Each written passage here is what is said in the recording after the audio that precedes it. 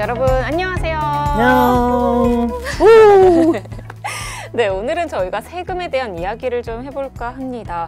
2023년이죠. 그러니까 내년부터 새롭게 시행되는 이 금융투자소득세에 대해서 오늘 좀 자세히 알아보려고 하는데요.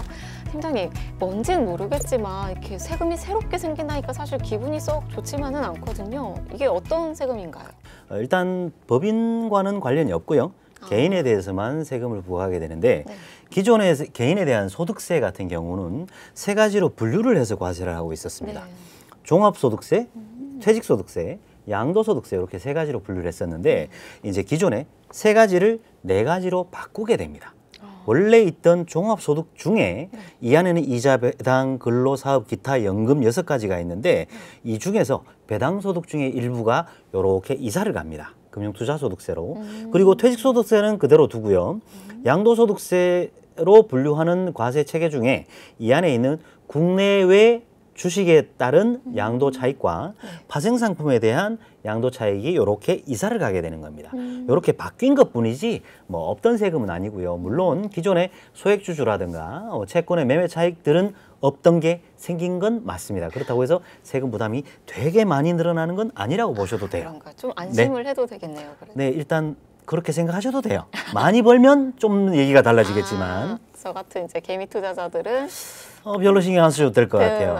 일단 알겠습니다. 5천만 원을 기억하셔야 되는데 5천만 일단 연에 5천만 원 벌고 얘기를 합시다. 5천만 원. 네. 알겠습니다.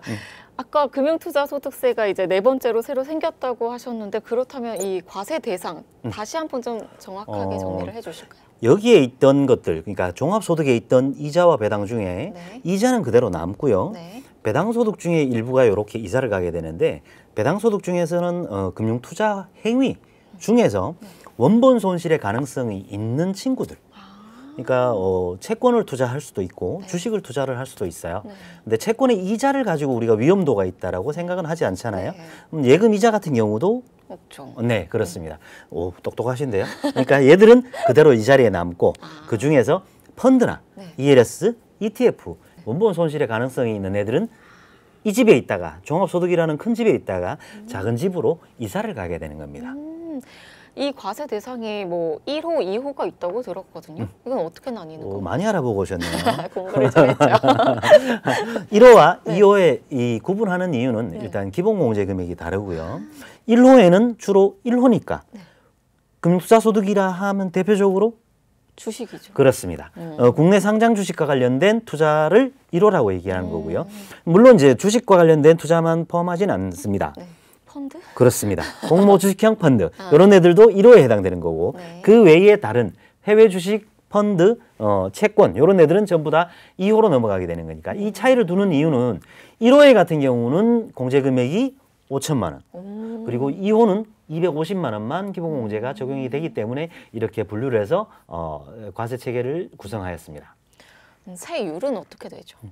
두 가지를 합쳐서 계산하게 되고요. 이쪽과 이쪽의 기본공제 금액을 제외한 금액들을 합산을 해서 3억 원까지는 지방소득세 포함해서 22%, 그 초과하는 부분은 27.5%로 과세를 하게 됩니다.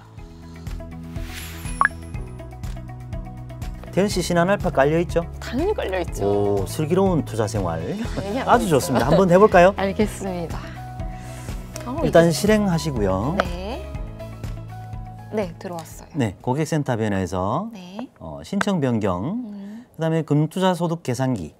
여기 있네요. 네. 오. 바구니가 또 다르죠. 1호 바구니, 2호 바구니가 다르기 때문에 얘들이 어떻게 계산되는지를 스스로 하려면 좀 어려워요. 1호그룹에서 우리 태연 씨는 상장 주식 통해 가지고 얼마나 벌고 싶으세요?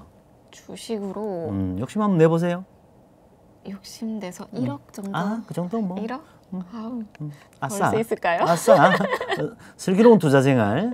그러고 나서 우리 펀드로는 어떻게 할까요? 약간 이익을 한번 봐볼까? 손실을 한번 봐볼까요? 좀 속상하겠지만. 펀드로 그럼 1,000만 원만 좀 잃어봐도 될까요? 1,000만 원만 1,000만 원. 손실을 한번 봅시다. 알겠습니다. 그래도 9천만 원 벌었으니까. 근데 세금은 어떻게 나오는지 한번 계산해 볼까요? 결과 확인 한번 눌러볼게요. 네. 결과 확인 눌러보면 세금이 880만 원이 계산되는데요. 상세 보기 한번 눌러볼게요. 거기 보면 빨간색으로 표시된 것과 파란색으로 표시된 것이 있어요. 이쪽 바구니 1호 그룹에서 1억이 이익이 났고 네. 2호 그룹에서 1,000만 원이 났기 때문에 여기 기본 공제가 얼마? 5천만 원. 그렇죠. 남는 금액이 얼마? 5천만 원. 5천만 원 중에 1,000만 원은 이사를 가요. 어. 얘가 손실이 났으니까 네. 메꾸로 갑니다. 1,000만 원은 이사를 갔으니까 4천만 원이 남죠. 네. 4천만 원에 대한 세금이 얼마? 22%. 그래서 880만 원이 계산되는 거예요. 오, 쉽네요. 아주 뭐 간단합니다.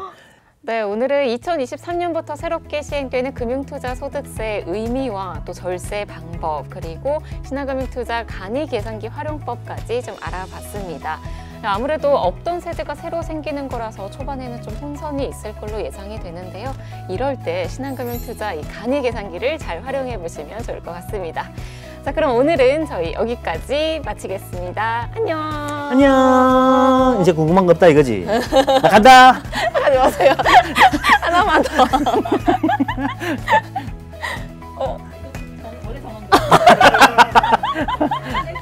재미없어요?